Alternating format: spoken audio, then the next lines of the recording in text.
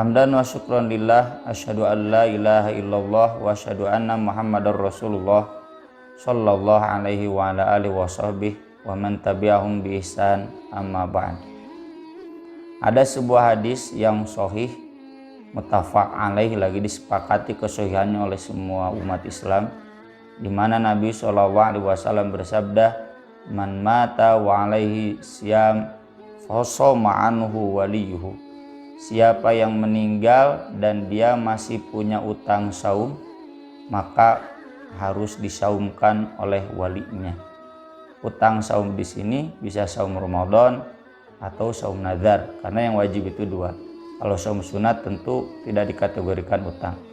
Jadi kalau misalkan seseorang meninggal tanggal 10 Ramadan, lalu tanggal 1/10-nya dia belum sempat saum, berarti utangnya 10 hari itu. Dan yang tanggal 11 kesananya tidak jadi utang karena dia sudah wafat pada tanggal 10 Ramadan. Berdasarkan hadis ini, maka harus disaumkan oleh walinya. Pengertian harus itu sendiri ya sebetulnya bukan harus dalam artian wajib. Kata para ulama jumhur, Ibnu Hajar menjelaskan harus di sini harus ada yang menggantinya, dan salah satu pilihannya adalah saum.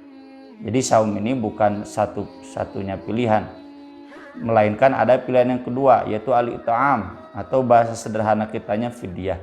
Mengapa fidyah? Ini tentu merujuk pada ayat Al-Quran, wa 'alal ladzina yutiqunahu fidyatun ta'amu miskin.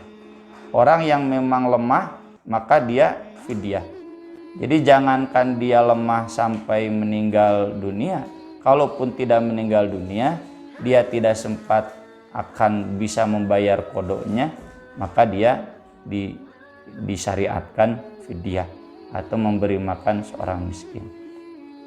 Dalam hal ini memang ada ikhtilaf terkait hadis ini. Ada yang mengatakan bahwa hadis ini bertentangan dengan aturan pokok bahwa ibadah fisik tidak bisa digantikan.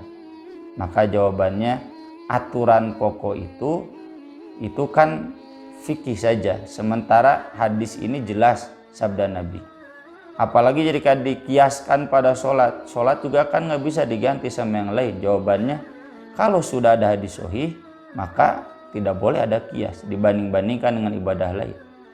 Kemudian ada juga yang mempersoalkannya karena bertentangan dengan firman Allah dalam surat An-Najm, di mana masing-masing orang akan mendapatkan pahala sesuai yang dia usahakan. Walaisa lil insani illa ma sa'a.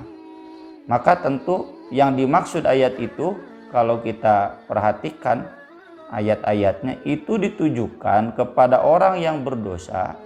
Dia tidak bisa mentransfer dosanya kepada yang lain lalu dia selamat.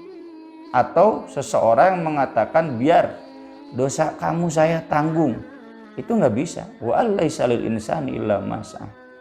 Adapun yang dijelaskan di hadis ini tentu pengecualian, karena hadisnya hadis sahih, bahwa memang semua orang akan mendapatkan apa yang dia usahakan, tentunya dikecualikan hadis ini. Kalau dia meninggal punya utang saum, maka diganti saum oleh keluarganya atau walinya, atau juga dibayar dengan fidyah.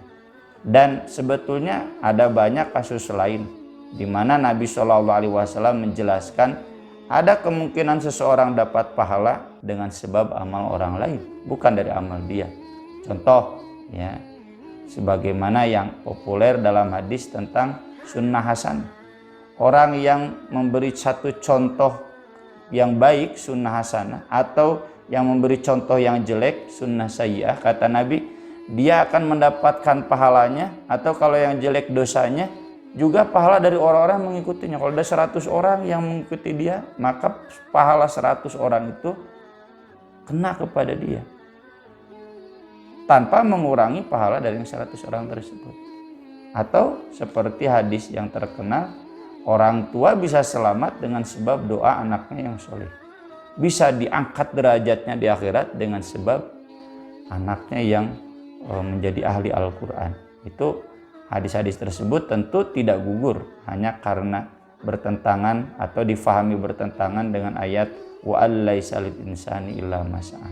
Yang jelas ayat tersebut jelas harus dipahami demikian, dipadukan dengan hadis sahih yang menyatakan ada pengecualian dalam hal-hal tertentu, diantaranya adalah dalam mensaumkan keluarga yang meninggal yang masih utang saum ini.